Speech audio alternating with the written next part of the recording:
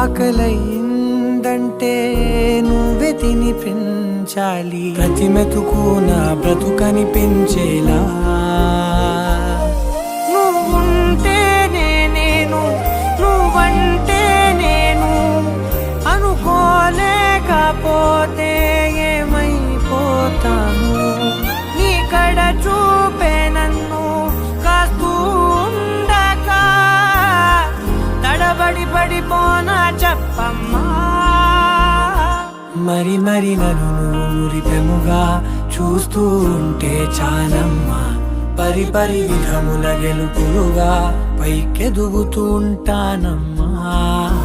అయినా సరే నాటికి ఉంటాను నీ పాపాయినై, నిన్నొదిలెంతగా ఎదగాలనుకోనే.